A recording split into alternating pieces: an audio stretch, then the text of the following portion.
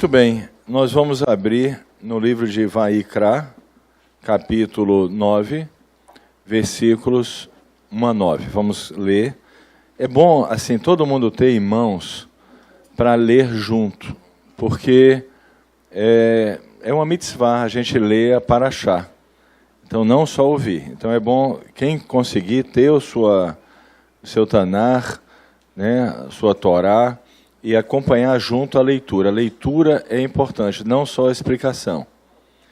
Então, 9:1 diz assim: no 8º dia, Moshe convocou a Aarão, seus filhos e os anciãos de Israel. Ele disse a Aarão: pegue para você um bezerro para oferenda de pecado e um carneiro para oferenda queimada perfeitos, e ofereça-os diante de Deus. Fala aos filhos de Israel e diz-lhes para tomarem um cabrito para oferenda de pecado, um bezerro e um cordeiro de 1 ano perfeitos para oferenda queimada, e um touro e um carneiro para oferendas de paz. Eles os sacrificarão diante de Deus, junto com a oferenda de farinha misturada com óleo, porque hoje Deus revelar-se-á para vocês. Eles trouxeram o que Moshe ordenou à frente da tenda da reunião, e a comunidade inteira veio e se postou diante de Deus. Moshe disse: quando isso que Deus vos ordenou for feito, a glória de Deus aparecerá para vocês. Moshe disse a Aarão: aproxime-se do altar e prepare a sua oferenda de pecado e sua oferenda queimada, espiando por você e pelo povo. Prepare a oferenda do povo para expiar por ele, conforme Deus ordenou. Aarão aproximou-se do altar, abateu o bezerro que ele tinha para oferenda de pecado. Muito bem. Qual é a situação de Aarão nessa circunstância? O que aconteceu com Aarão antes disso? O que é que vocês acham? O bezerro de ouro. Então, Aarão, ele está recebendo uma nova oportunidade. Moshe passa a instrução a ele e diz a ele para que ele faça todos esses procedimentos. Ele vai fazer todos os procedimentos à risca. Mas Aarão, ele está, no fundo, muito preocupado se Deus ainda está ou não zangado com ele, porque ele fez o bezerro de ouro. E aqui tem uma lição, gente, muito importante, sobre techuvá e sobre quem ajuda uma pessoa a fazer techuvá. Sobre a pessoa que faz techuvá e a pessoa que ajuda. Atrapalhar uma pessoa que quer fazer techuvá é um grande erro. Uma grande transgressão. Eu vou explicar para vocês, e vocês vão entender isso através do texto. No versículo 22, Aarão fez todas as coisas que Moshe passou para ele, da parte de Kadosh Baruch Hu. Então vamos ler o versículo 22. Aarão ergueu suas mãos em direção do povo e os abençoou. Ele desceu de onde ele tinha preparado a oferenda do pecado, a oferenda queimada e a oferenda de paz. O que aconteceu aqui? Aarão fez tudo que Moshe havia ordenado a ele. Se posicionou e abençoou o povo. Desceu a presença divina? Não. Então, Aarão ficou muito angustiado com isso. Segundo o comentário de Irash, ele fica muito angustiado e ele fala que o Eterno ainda está zangado com ele. E ele fala para Moshe: eu passei uma vergonha aqui, né? Estava envergonhado, porque ele abençoou o povo, fez tudo o que havia sido mandado, mas a presença do Eterno não veio. Então, o que é que Moshe fez? E aí mostra a importância de uma techuvá. Antes da gente falar sobre isso, qual é a primeira letra da Torá? Bet, de Bereshit. Como é a letra Bet? Tem quantas linhas ela? 3 linhas. Tem uma linha em cima, tem uma linha embaixo. A linha que liga está em que lado? E o que é o lado direito? Hesed, misericórdia. Então, o que liga a gente ao mundo vindouro tem que ser sempre benevolência. Compreendeu? Não pode ser o rigor. Porque o rigor não vai deixar ninguém entrar. Então, se não houver benevolência, ninguém sobe.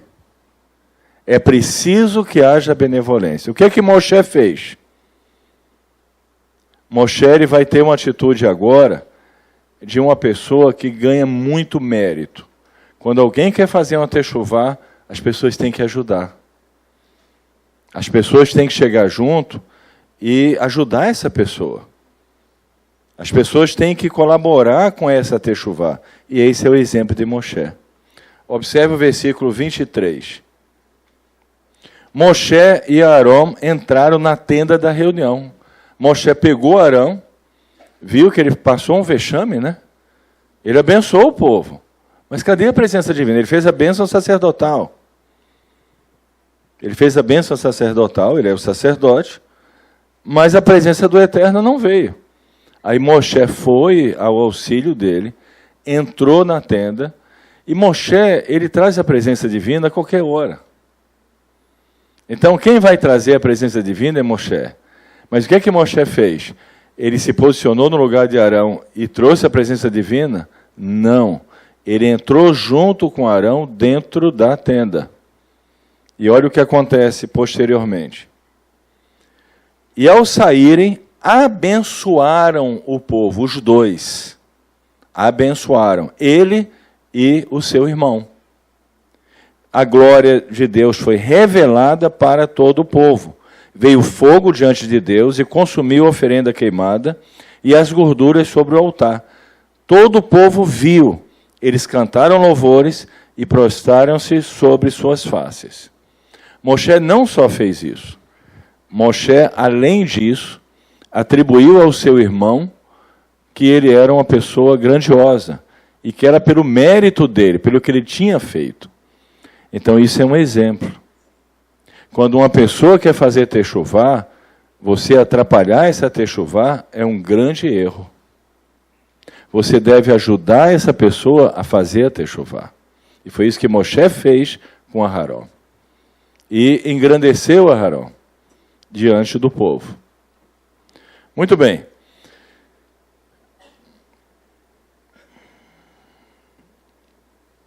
Agora nós vamos analisar uma outra lição, agora mostrando um pouco a própria grandeza de Arão. Né? Moshe fez isso porque sabia que Arão era uma pessoa bastante elevada, e aqui Arão vai mostrar o nível de elevação dele. Então nós vamos abrir em Vaikra 10, no Pasuk, no versículo 3. O que acontece, Nadav e Aviú, eles morreram, existem vários motivos para isso. Numa certa perspectiva, eram pessoas elevadas. A morte dele foi uma morte sobrenatural, o fogo entrou pelo nariz, não queimou nem a roupa dele. Então foi algo que entrou dentro deles e eles morreram, mas a parte externa deles não queimou. Ele queimou por dentro. Existe o lado também das lições, porque logo depois os comentaristas falam que foi falado sobre o vinho, e eles devem ter bebido vinho mais do que deveria, ou seja, passaram do limite, porque o vinho, ele em pouca quantidade, quando uma pessoa ela tem uma elevação espiritual, o vinho pode ajudar, em pouquinha quantidade, mas se ele embriagar, ele já tem o efeito contrário, ele reforça o Yetzer Hará. Então, possivelmente, eles passaram do limite. E aqui mostra também um fator fundamental. A instrução é mais importante do que a espontaneidade no serviço divino. O serviço divino, a instrução dada, seguir a instrução à risca, é uma qualidade muito superior do que a espontaneidade. Minha intenção é servir o Eterno, é agradar o Eterno, vou fazer do jeito que eu quero. Não funciona isso no serviço divino. Então as coisas têm que ser feitas segundo a instrução dada pelo Eterno, porque nós estamos lidando com leis, e com forças espirituais bastante elevadas, das quais nós não temos conhecimento pleno dessas forças e nós não temos condições de interagir com elas, com todas elas em qualquer momento. Então, as instruções servem para nós agirmos de maneira apropriada e sabermos interagir com essas forças espirituais. Então, o serviço divino ele tem que ser conduzido não pela espontaneidade ou só pela boa intenção, mas pela instrução divina. Então, muito bem. Então, Nadav e Avihu morreram e a gente vai observar a reação de Arão, porque isso é uma coisa acontecendo com qualquer pessoa, que o Eterno livre a todos nós disso, mas é um dos sofrimentos mais marcantes e maiores que existe na vida de uma pessoa, não é verdade? Então, ele perdeu num dia os 2 filhos, né, os 2 filhos que eram os herdeiros ali do trabalho, do ofício dele como sacerdote. E diz, Moshe disse a Arão, isso é o que Deus quis dizer quando declarou, eu serei santificado por aqueles próximos a mim. Aqui mostra a qualidade, assim, a visão de uma realidade no sentido positivo dela. A realidade, um fato, ele pode ser visto por diferentes perspectivas de realidade. Aqui é uma realidade, mas não considerando o erro deles, mas considerando que a morte deles, né, teve também algo de uma qualidade positiva, eram pessoas muito elevadas. Eles foram levados para estarem com o Eterno. Então é uma outra perspectiva da morte deles. O que Moshe trouxe para Arão, para consolar Arão com essa palavra, né? E eu serei glorificado diante de todo o povo. Arão permaneceu em silêncio. Então isso foi uma atitude, segundo, né, os sábios, que trouxe uma grande recompensa para Arão, para Aharon. Esse silêncio, essa confiança em Kadosh Baruch Hu. Agora eu queria aproveitar, gente, essa atitude de Aharon, e perguntar para vocês, se alguém perguntasse para vocês, como é que eu encontro o sentido da minha vida? Como é que eu começo a entender qual é o sentido do Eterno para a minha vida pessoal? Onde eu procuro isso? O que vocês acham? Na Torá. Muito bem. A Torá vai me dar, na verdade, uma condição de eu enxergar bem as coisas. Se eu não tenho a Torá, como é que eu vou enxergar a realidade externa? Turvo, como um reflexo do minha própria realidade interior. Já falei sobre isso. Se eu não tenho a Torá, eu analiso todos os fatos segundo a minha realidade interior. Se eu tenho a Torá, eu observo as coisas externas já numa perspectiva mais iluminada. Eu começo a entender as coisas numa outra perspectiva. Mas como eu encontro o sentido da minha vida? Eu tenho a Torá dentro de mim, Baruch Hashem. Eu consigo enxergar a realidade de uma maneira melhor. Mas onde é que eu encontro o sentido da minha vida? Dentro do serviço, na prática das mitzvot. Eu diria, a gente vai encontrar o sentido da nossa vida em todas as coisas que acontecem conosco. Você saiu de casa, o seu pneu do seu carro furou. Você saiu de uma calçada, tropeçou, torceu o tornozelo. Você, saiu de um trabalho, mas entrou num trabalho melhor. Todos os fatos da sua vida, eles são providenciados pela providência divina. Todos. E todos eles estão tentando comunicar com você por que você está aqui nesse momento. O que você precisa passar, o que você precisa aprender, o que você precisa captar. Esse pneu que furou quando você saiu com o carro, esse tornozelo que você teve um problema quando tropeçou na escada ou na calçada, ou esse emprego melhor que você recebeu, esses fatos, todos os fatos que ocorrem na nossa vida, está sinalizando que lições que nós precisamos aprender. Quando nós mesclamos a realidade que é disponibilizada, os fatos que são disponibilizados para nós pela providência divina, junto com Torá, junto com o cumprimento das mitzvot, quando nós mesclamos tudo isso, então nós fazemos um serviço divino perfeito, numa vida completamente imperfeita. Captaram ou não? Estão captando? O sentido da vida está sendo mostrado para nós a cada segundo. Quem você é, o que você está fazendo aqui. Quando você torceu aquele tornozelo, a providência divina está tentando passar algo para você aprender. Para quê? Para que quando você saia daqui, você tenha terminado o seu serviço. E você prossiga numa outra jornada que não vai mais envolver esse mundo. Está claro, gente? Então, se a gente conseguir aproveitar isso, nós encontramos o nosso sentido, porque nós estamos aqui. Eu queria trazer para vocês uma oração aqui no Anene, que os sábios, né, fizeram, e revela isso de uma maneira muito profunda e simples. Uma pessoa que está passando um sofrimento, qual é a primeira oração que ela faria? Se livrar. Né? Eterno, me livra disso. Me livra desse sofrimento. Porque o sofrimento ele é desagradável, ele machuca, ele magoa, ele traz um sentimento, uma sensação desagradável e ruim.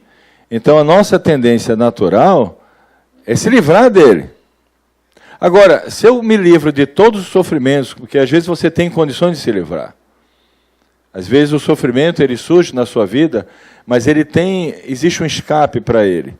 E muitas vezes, se existe o escape, nós escapamos dele. Será que isso vai nos ajudar? Será que ele vai voltar?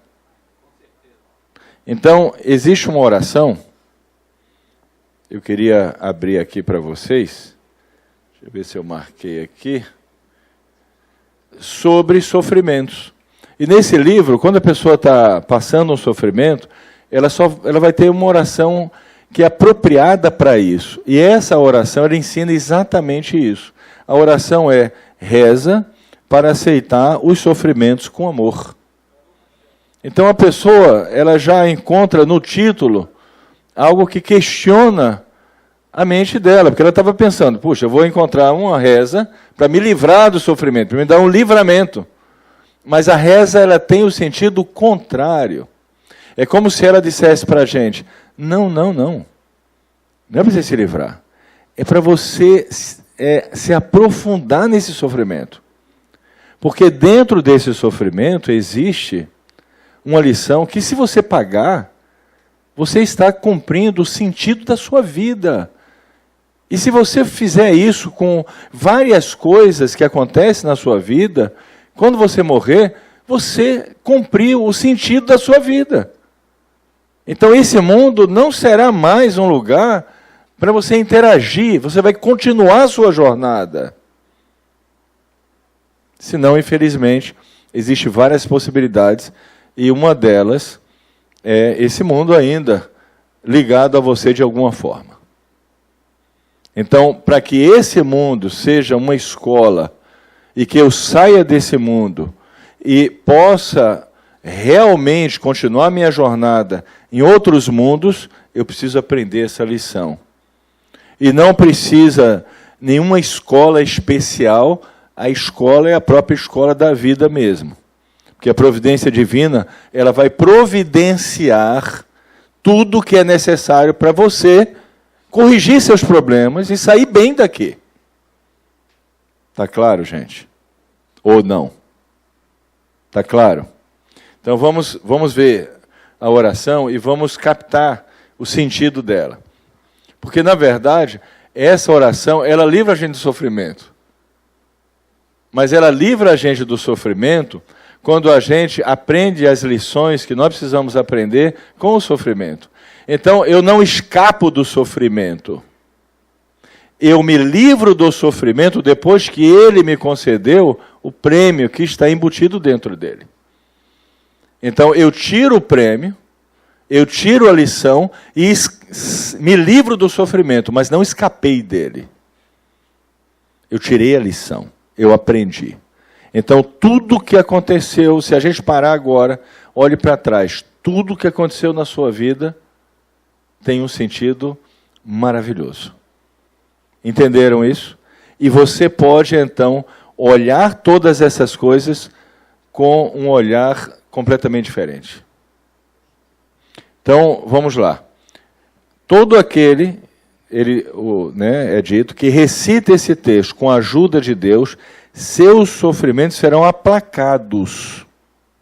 Ele diz, eu creio com fé completa que o sofrimento e os tormentos que recaem sobre mim são por providência especial do Eterno. E eu os aceito com amor.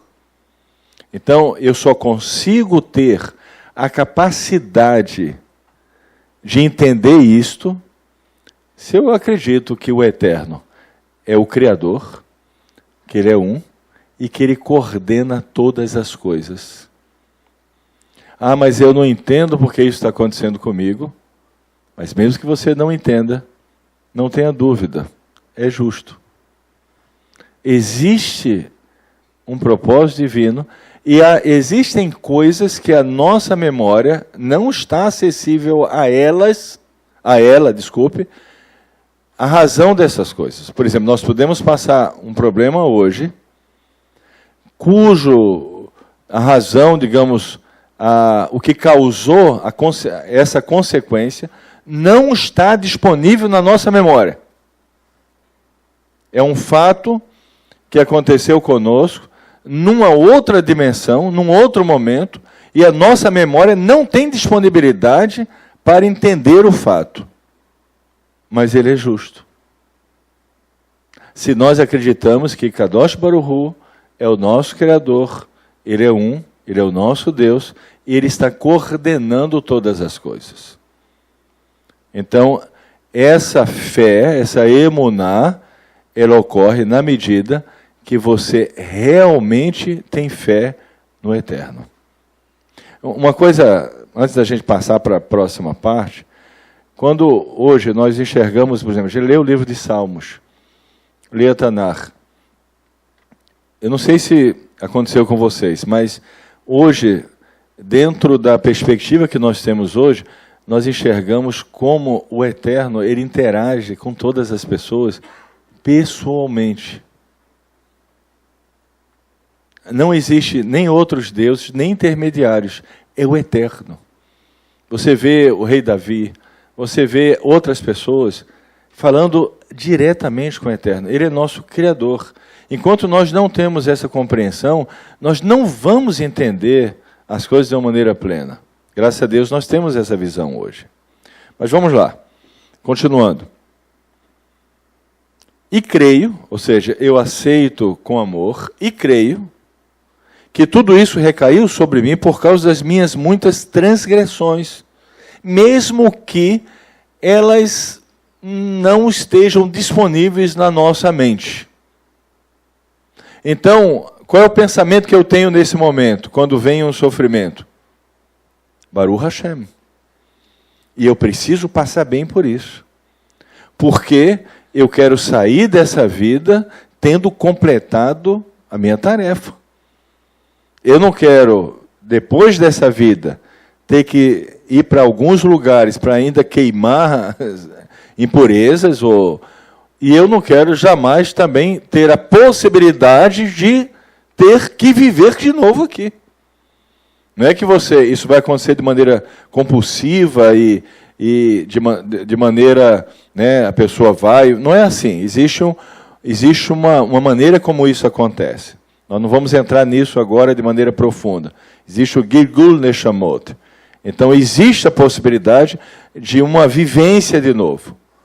Então, o mais inteligente, qual seria? Não, eu vou aproveitar esse momento, seja bom ou ruim, e eu vou vivê-lo intensamente. Eu vou realmente aceitar esse sofrimento com amor, e eu vou assimilá-lo, e eu não vou deixar ele passar. Eu quero resolver nessa vida o meu problema. Eu quero realmente sair dessa vida e não ir para o mundo vindouro e ter outra jornada. Eu quero resolver esse problema aqui nessa vida. Dessa vez, ou seja a primeira vez, ou dessa vez, eu quero resolver aqui. Está claro isso ou não, gente? Depois nós entramos nisso que é mais complicado, né? O Gilgul Neshamot é algo mais complicado, que teríamos que ter uma aula só sobre isso. Mas, de qualquer maneira, podemos vislumbrar um pouco o conceito e entender que nós precisamos nos concentrar bem nessa vida. Seja o que for. Seja o que for. O tornozelo, você caiu, tem que engessar o tornozelo. Aquele momento é fundamental. Né? Não é porque você falou, puxa, eu podia ter ido pelo outro caminho, mas aconteceu isso, foi por acaso, eu podia ter ficado em casa, tudo pensamento tolo. Não. O que acontece conosco tinha que acontecer. Tinha que acontecer. Ele continua. Porém, tu, Eterno, apesar de tudo o que ocorre, és justo. Tu és justo. Ou seja, eu nem sei por que eu estou passando isso, mas a minha alma tem uma restituição. Pode ser que o motivo eu não tenha acesso na minha memória, mas eu sei que o Eterno é justo. Mesmo que aparentemente a situação seja uma injustiça. E no nível da realidade momentânea, seja uma injustiça. Mas no nível mais profundo, não é injustiça. O Eterno é justo. Então aquilo que nós estamos passando é justo. E é essa compreensão que faz a gente captar essa lição. Porque aparentemente você olha, puxa, que injustiça aconteceu comigo. Eu não sou culpado disso. Não, você está passando isso por uma justiça.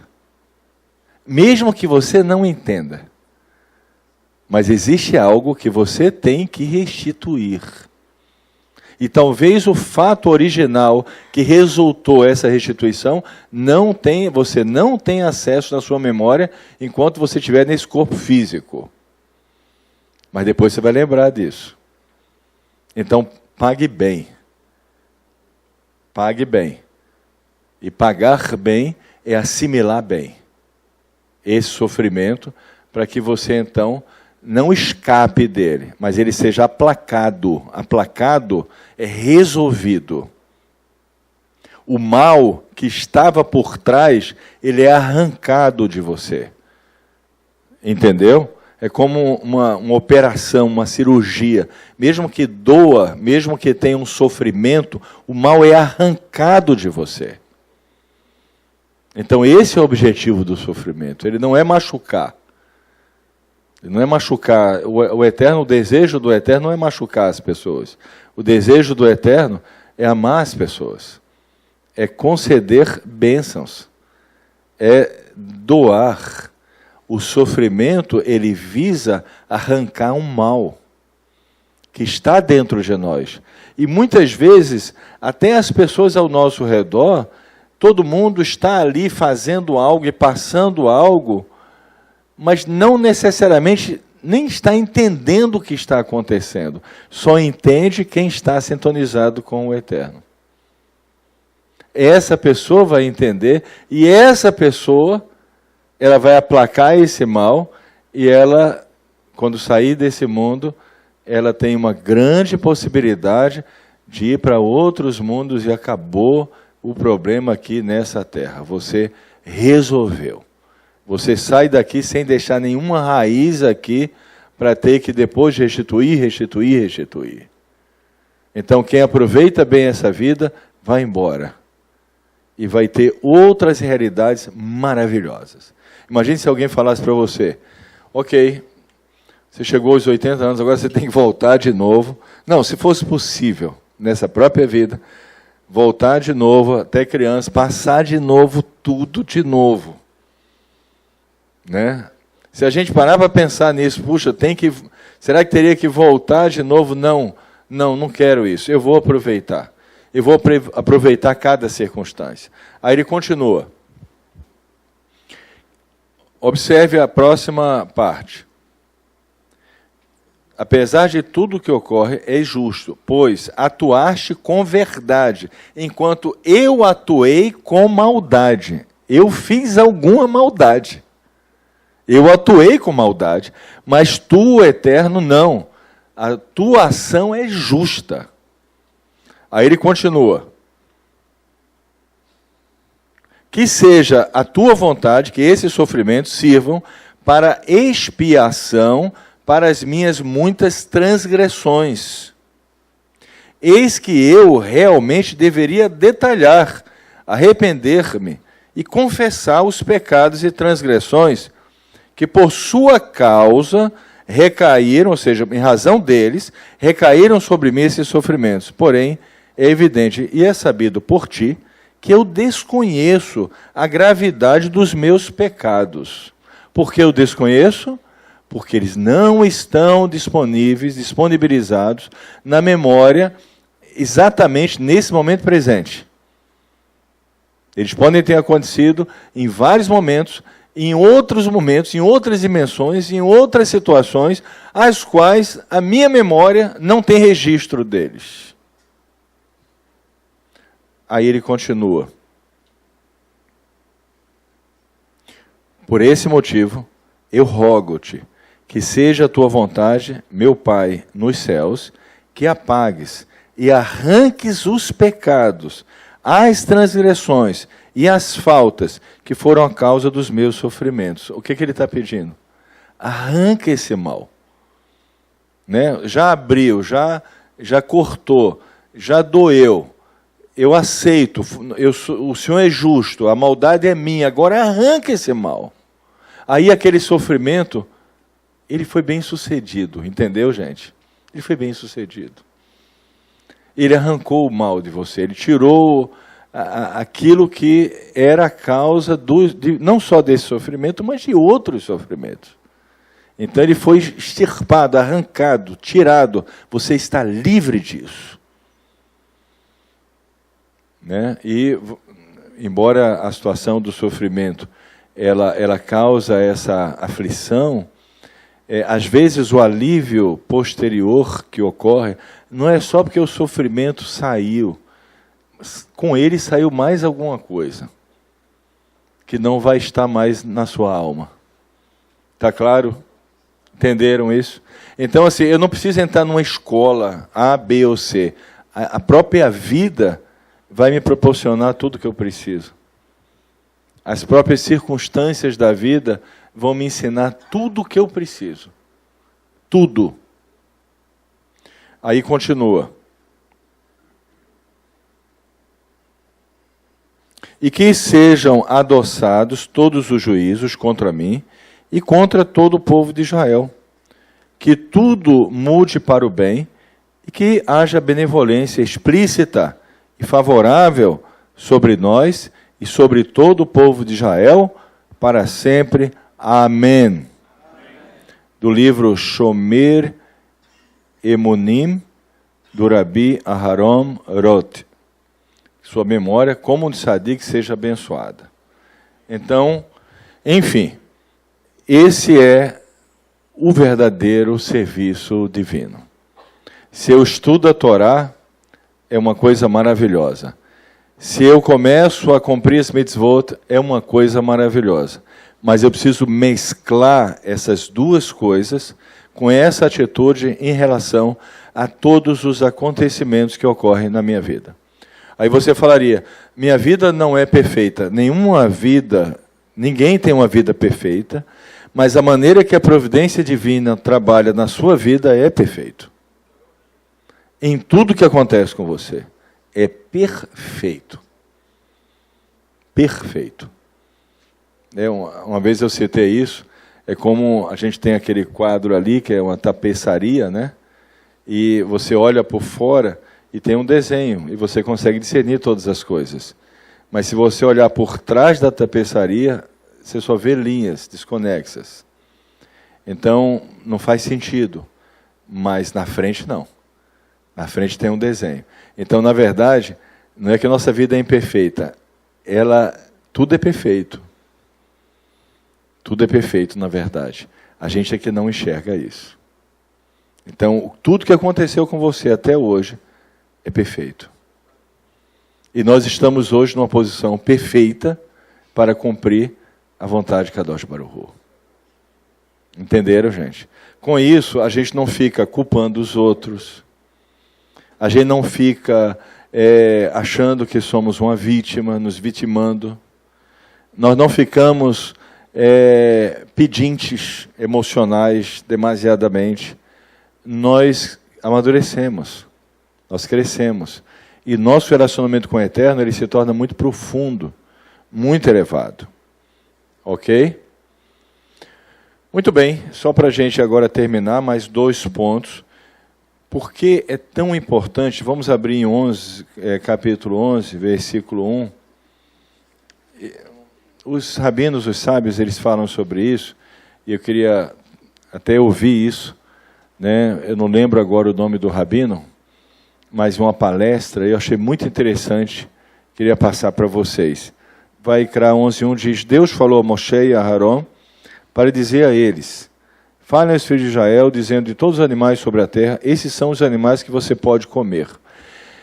Qual é a grande importância de comer um alimento kosher? Existem vários fatores espirituais, físicos, mas eu vou deixar uma coisa aqui para você meditar. O alimento será carne da sua carne e sangue do seu sangue. Todo alimento que você comer é literalmente carne da sua carne, sangue do seu sangue. No momento que ele é ingerido, ele é você. E você é ele. Então, se você comer um alimento que é um alimento proibido, ele agora é sangue do seu sangue, carne da sua carne. Ele agora faz parte do seu sangue e da sua carne. Você é ele é você. Em outras palavras, existem animais que são proibidos, porque a carga energética, no sentido espiritual dele, é tão negativa, que você não conseguiria elevar esse animal ao contrário. Você seria rebaixado à categoria dele. Hoje, existe até frases, né? Aquela pessoa tem espírito de porco, né? Não tem essa frase? Não é verdade? Porque ela tem a qualidade, né? O que as pessoas nem sabem disso. Quem fala isso nem sabe que é comida kosher. Mas fala, aquela pessoa tem um espírito de porco. O que ela está dizendo? Aquela pessoa é como um porco. Ela tem a qualidade daquele animal. Então, o Eterno, ele determinou que certos animais, ele tem uma configuração, a gente pode chamar uma configuração energética nele, que não tem como você elevar aquele animal, ele não é comestível. Ele não foi criado para você comer. Compreendeu? Então, você não tem como elevar ele, logo ele vai rebaixar você ao nível dele. Embora outros animais, tendo sido abatidos da maneira correta, com os procedimentos adequados, ao comer aquele animal, você tem condições, embora ele vai ser carne da sua carne, sangue do seu sangue, mas você estará elevando ele a uma categoria de animal para ser humano. Enquanto outros você não consegue fazer isso. Aí a Torá proíbe. Está claro, não? Já pensou nisso? Não é interessante? Porque, literalmente, aquela carne, aquele alimento, ele vai passar a fazer parte da nossa constituição, do nosso corpo, e influenciar a nossa alma. E, para nós terminarmos, Vaikra 10, 16, vamos voltar um pouquinho.